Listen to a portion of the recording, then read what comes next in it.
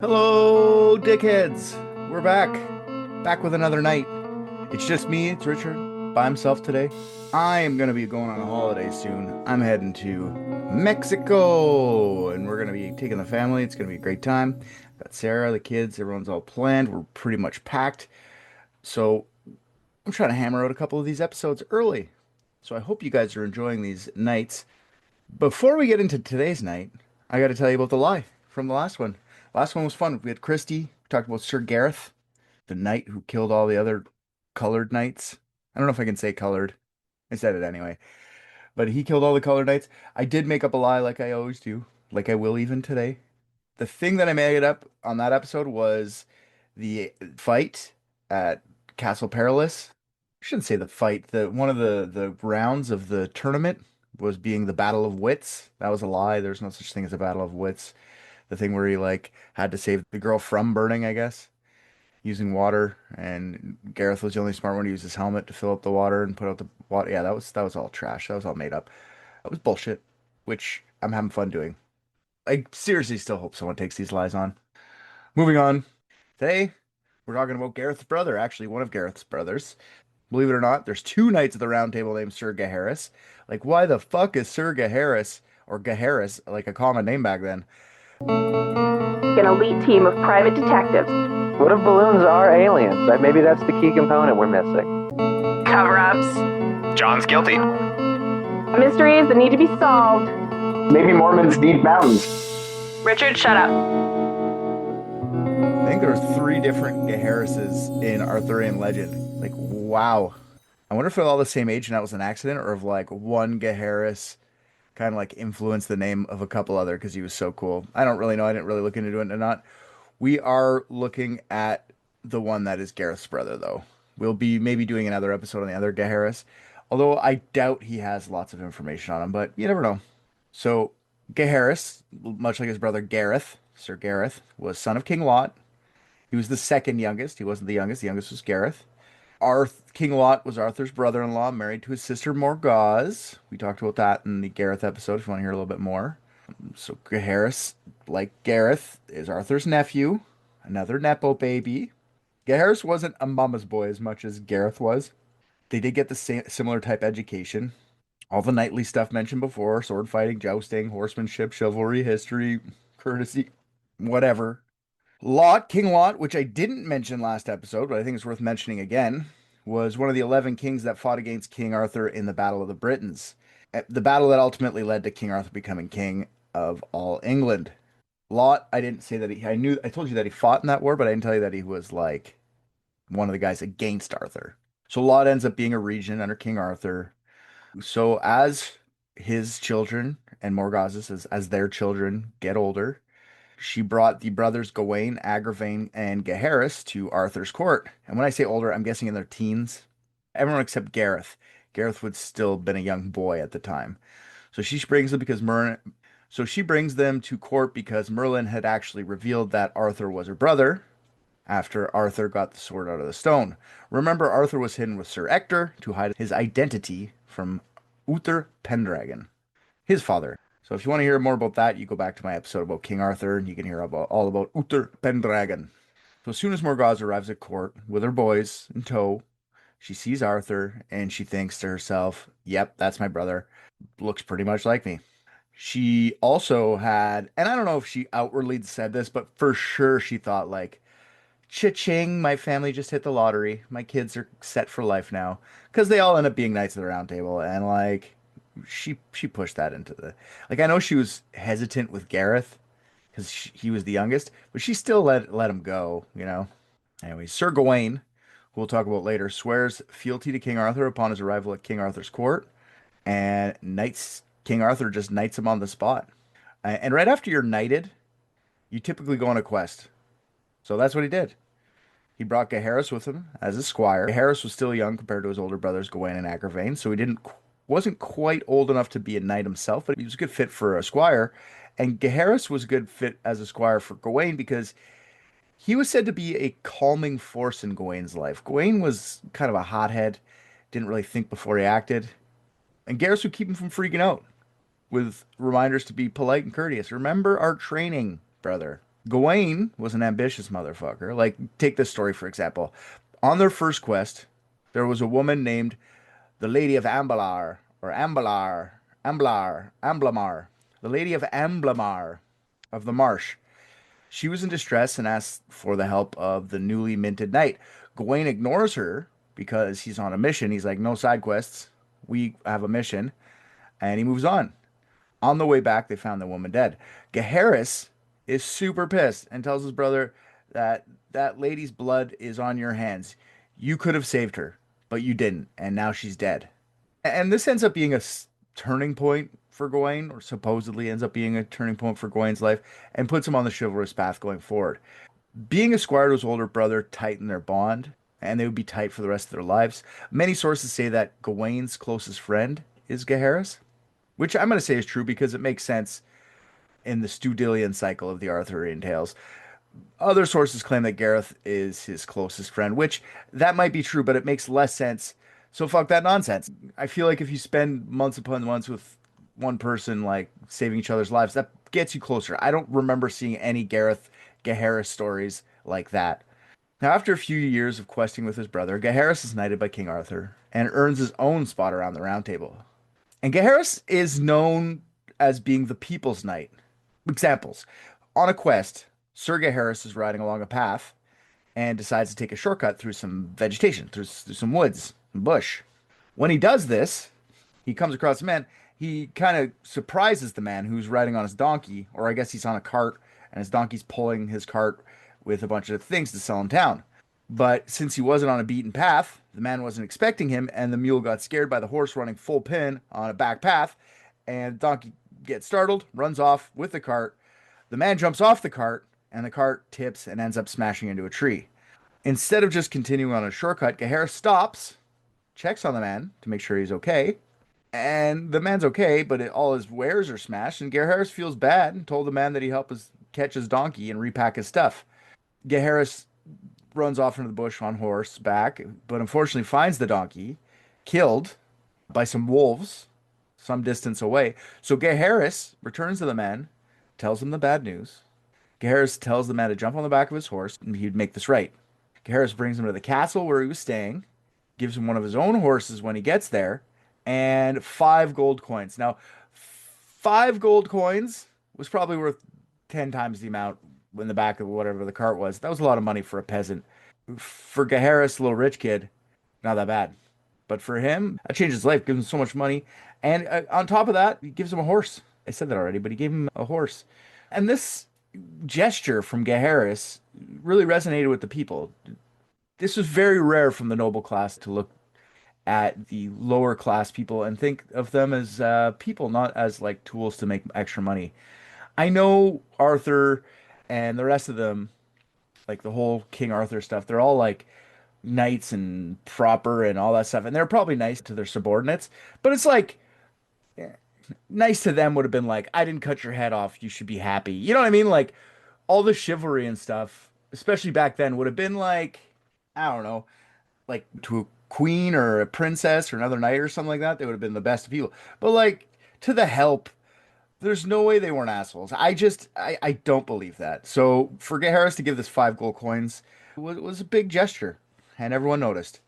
In fact, that farmer that he knocked over, they became great friends. And Gaheris actually learns agriculture and how to grow stuff from this farmer. And Gaheris is known for farming for the rest of his life and then love for growing plants. Kind of a pity about Sir Gaheris. He doesn't have a nickname like his brother Gareth was Sir Gareth the Fair or like Soft Hands or whatever. So I'm going to give him, because of his growing stuff, we're calling him Gaheris the Green. Studillian tradition continues. And I'm telling you right now, that's not what it is. And it's not really the lie. There's still more a lie at some point. So Gaheris, being the lover of all things green, Gaheris the Green, he was an interesting fellow. He used to carry around a whip made from fresh vines that he would bring on, and when that thing would die on him, he would head back and say he needs to get a new whip. He loved his whip. He used his whip all the time. He's like the Indiana Jones of the knights. Crosses big gaps with the whip. You know that scene from Indiana Jones where Indy uses the whip to cross the gap in the cave. It's actually based off of Sir Gaheris doing the same thing in one of his missions. Gaheris actually didn't. I think Indiana Jones, he tried to cross so he'd get away from danger. Gaheris used it to get to a Minotaur to fight it in its lair. Yeah, if it wasn't for the whip, he would have never been able to get there. So his whip was really highly regarded. Gaheris kills the Minotaur with his dagger only because he drops his sword and shield into the pit. It's quite the story about how Gaheris just kind of is always using the stuff around him. Like he used some dirt, he used a whip made out of vines, and he used a dagger that he found in the cave already. Gaheris was very, what's the word for it? Resourceful, let's say. Okay. Gaheris is also considered one of the calmest of the knights. Quiet. He was witty. I see that. He's described that way. And since he's so quiet and loves to grow plants, I'm going to change his name from Gaheris the Green to Gaheris the Grower Not Shower. You know what I'm saying? Gaheris's wit is what earned him a lot of friends. It gets him a lot of girls as well. A lot of Gaheris stories end with him hooking up with a fair maiden, always saving the day, killing some bad guy and saving some girl. And it's always implied that he bangs the fuck out of them too. Like, wouldn't surprise me. I know a lot of Arthurian stories end with saving the maiden, but Gaheris especially. During the Gareth story, I told you he fought Gaheris for Lynette's hand in marriage at the tournament put on by Lynette's sister, the Lady Lioness, the tournament at Castle Perilous. Gareth actually marries Lioness, and the two brothers married the two sisters at Castle Perilous, which that's an interesting thing. But that doesn't stop Gaheris from banging other ladies. That's what I'm trying to say. Like he's a married guy, but he's still out there just like saving girls, getting puss. There's a story where he fights off a Cornish knight named Matto le Brun, or Mathan the Brown. Mathan, not Nathan. Mathan, which someone's got to call their kid Mathan now. When Gaheris defeats Mathan, he goes mad with grief. Imagine taking someone's girl and actually going crazy over it. There's a story where he fights off a Cornish knight named Matteo the Brun, or Mathan the Brown, for his lady's hand, I guess. And he easily beats Mathan. The guy's name is Mathan, you know, and he gets his girl's hand. And Mathan, when he loses and loses his girlfriend, he goes crazy. Like actually physically like can't should be put in a padded room crazy, not like I'm mad and I people are calling me crazy. No, he goes nuts. Like imagine taking someone's girl and making a guy go crazy over it. It's crazy. It's like a mad pimp, you know what I mean? Gaheris the grower, not sure. I'm down with that. The only time Gaheris wasn't stoic and quiet was when he got mad. He didn't get mad as quite as often as his brother Gawain, but he said to have a bad temper, and when he got mad, he would make poor decisions. Gaheris would be the least well spoken amongst his peers, which is an interesting fact. Like if he's such a ladies' man, why doesn't he have the gift for gab? Maybe a six pack's enough. I've never had one. I don't know.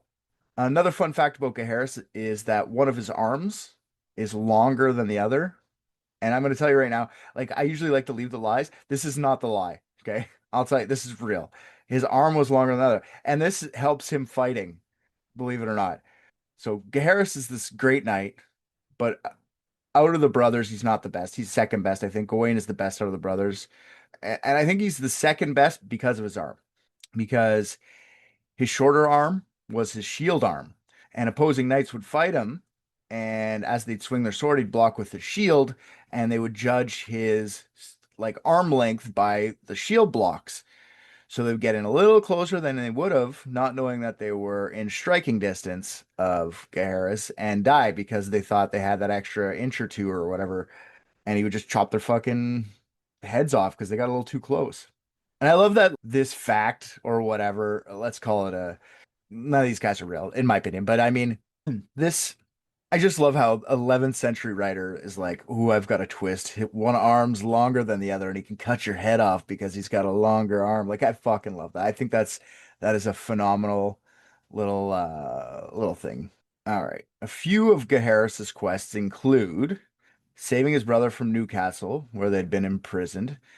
Newcastle was a new castle. Super creative names here, boys. Good job. You guys are really thinking up your stuff. Newcastle was and this Newcastle was ruled by a lord named New Lord. No, I'm just kidding. Lord Sornham. Sornham was a brutal bastard who didn't like Arthur being king. He was opposed to the whole Arthurian stuff. And he also didn't like Gawain, Gaheris' brother, because he killed Sornham's brother named Druas the Cruel. Like, imagine you have a fucking name The Cruel and you're mad when someone fucks you up. Like, obviously you were a piece of shit your whole life too. You got the nickname The Cruel. Gaheris has the nickname Girl We're Not Sure. Leave him alone. He just bangs out your wife. He's not an asshole. Like, I guess that is an asshole. But he's not a murderer. He's not cruel. He's not cutting people's finger off for fun like Druas was probably doing. So Sornham would challenge all of Arthur's knights to come fight him at his newly minted Newcastle castle. Newcastle, his new castle, Newcastle, his new Newcastle castle. Anyways, he wanted to beat all of Arthur's knights so that Arthur would have to meet him at Newcastle and fight him for himself. Many would come and be defeated by Sornham. Sornham would beat them by some sort of deceptive means. He never really lost. He beat Sir Kay, Sir Gaheris, Sir Gawain, and even his nemesis, Sir Agravain. One through jousting someone with no armor, or jousting with a lance that was 2 feet longer than his opponents. He made a knight duel him, and the knight was super sick. Gaheris took him out, though. Gaheris beat him by prepping and understanding this guy. He knew that Sornham would use deception, and he used that knowledge to advantage while jousting. And they fight. And when they joust, Sir Gaheris unhorsed the evil lord easily and asks him to yield. Sornham refused to fight fair and yield. And when he's sitting down, he's like, "Yes, I yield." And he says yes, but he lied and he attacks Gaheris while he thought his guards were down. But Gaheris already knew he was going to do this. So he had his sword half drawn, waiting for the unknightly actions of the Lord of Newcastle. And Gaheris plunges his sword on the top of the head of Sornham, killing him instantly. Gaheris frees his brothers, his other knight friends, and other captives, and he's a hero for the day. Another one of Gaheris' quests was to kill a giant named Apartus. Killing giants took you from being like a regular knight of the round table to one of the greatest knights of the round table. Many knights killed many giants. It would set you apart from just being a knight of the round table to the best knight. One of the songs, Apartus was cruel knight who stole 12 maidens each year from Castle Tarquin. Tristan heard about this custom and wanted to stop the giant from continuing his tradition. Unfortunately, King Mark hated Tristram, and when he heard about the quest to end Apartus's tyranny, he went to the giant and tipped him off. King Mark wanted Tristram dead. So this gets Tristram caught by the knight when he goes to stop him. Apartus had a plan to publicly execute the great knight for both fun and to deter any further action against him by Arthur and his knights. Gaheris couldn't let this happen, so he decides to step in and help. Not only for his friend Sir Tristan, but also for the 12 maidens. You remember, he was known as the Knight of the People, and those 12 maidens every year were the people, and he wanted to help the people. So he and Tristan had been friends forever, and it was one of the things where you got to go help out the boys as well, you know? Gaheris decided the best way to save his friend would be through stealth. So instead of going at this thing head on, he sneaks into the village where the execution was to take place. And nobody sees him. The giant doesn't see him. The giant's sleeping, I guess. And he frees Tristan and they attempt to escape. But someone sees the two escaping and sets off alarm bells. And the giant wakes from his sleep and charges at the two knights escaping his grasp.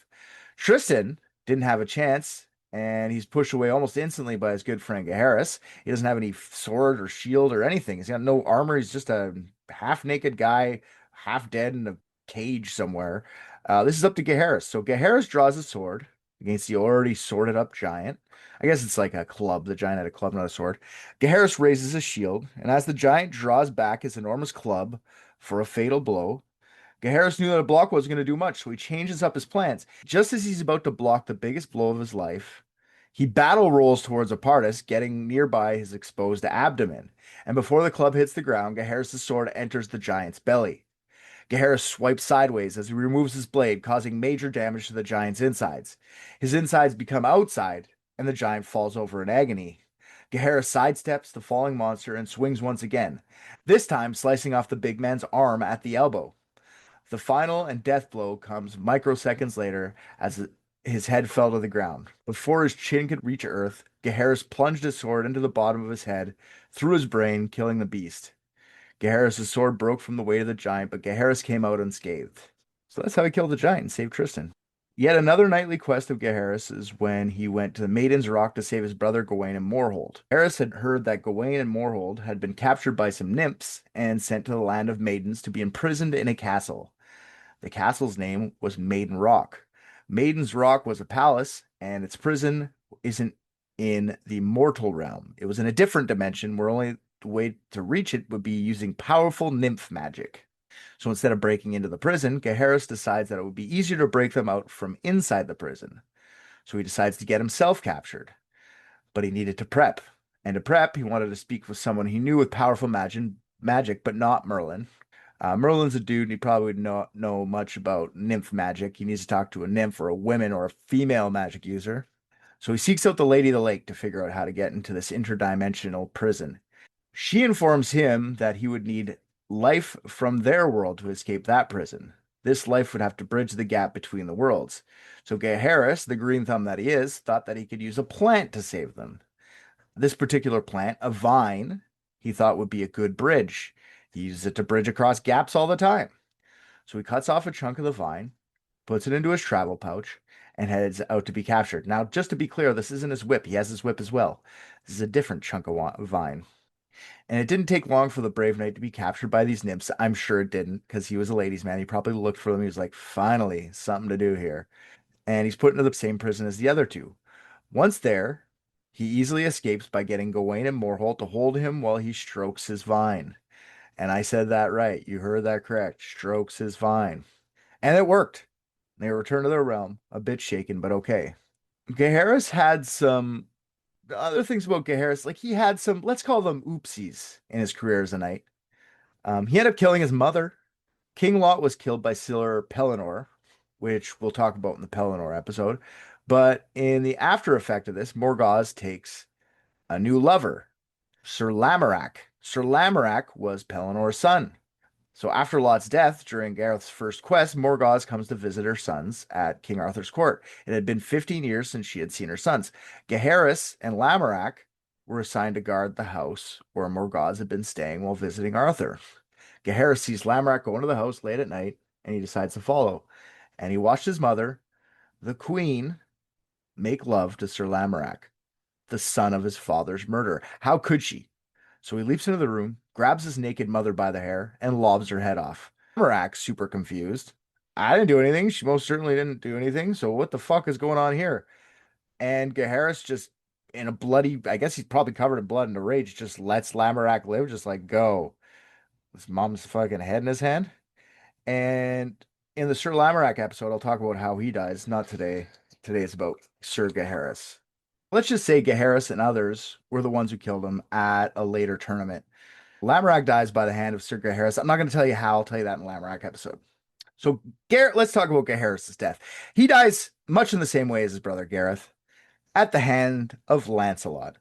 At the time when Lancelot's trying to save Guinevere from getting burned at the stake, Gaheris actually tried to convince Mordred and Agravain not to tell Arthur about Lancelot and Guinevere's affair, but they didn't listen. So Gaheris was like, dude, this is going to cause a lot of strife. Nobody cared. Strife was caused. So after the treachery is exposed, Gawain took Lancelot's side, but Gaheris, like his little bro Gareth, took Arthur's side. I did find this out when researching that I didn't find out when I was researching Gareth's. Gareth and Gaheris were assigned to bring Guinevere to the stake. They were the ones like tying her up, fucking getting her ready to get burned and shit. No wonder Lancelot wants to fuck him up. He just tied up a woman to a stake to be burned over fucking sex. Like, so I guess it still makes you the people's knight because, like, as a person, if I was in a kingdom like in those times, I would love to watch the queen burn. Fuck those people. Look how much they have, and I have to sit here and starve. Like, yeah. So I guess he is the people's knight still. Lancelot fucked them up too. Like, I didn't really look too much into how he killed them, but I do know that it was during the fight to get in there, and Lancelot stabs Gareth, but he cracked open the skull of Gaheris with a sword. Like brutal deaths back then. Gaheris' death had the same effect on Gawain as Gareth's did, and made him hate Lancelot, and ultimately ended up in the death of Lancelot and King Arthur in their final battle. Gaheris really is kind of one of the minor knights in my mind. He has quite a few stories if you want to get into him like crazy, but he's never really the central focus of many world bending stories, let's say, like things that really changed the landscape in the time of the King of all kings. He was there, he was respected, he was a good knight, probably one of the better ones, killed a giant, used a whip, ladies man, as we get into all the brothers, we'll see how they're all different. But I think the brothers all represented kind of like one of the different, and I don't know this for a fact, when I get to the end of all four of these brothers, I think they ended up representing like one was the representation of chivalry, you know, that would have been Sir Gareth. One would have been the representation of politeness, which would have been probably Gaheris. But we'll see. We'll see how this goes. I'm just talking shit. I don't know if that's true, if that's a real allegory. In my world, in the Studilian version of the Arthurian cycle, that's real. So yeah, thanks for listening, guys. If you enjoy the show, please go rate us on Apple Podcasts, Spotify, wherever else you can give ratings. It really helps get the show out there so other people can see. The biggest one is just tell your friends to go out and listen. I know you got some nerdy friends out there who like some of this old fantasy stuff. They can listen to some of the Arthurian stuff. Maybe they like murder. Get them to listen to murder. Maybe they like that people go missing every once in a while and they want to hear about missing stories. Just tell them about the show and get them to tell someone. Other than that, thanks for everything. I appreciate every last one of you.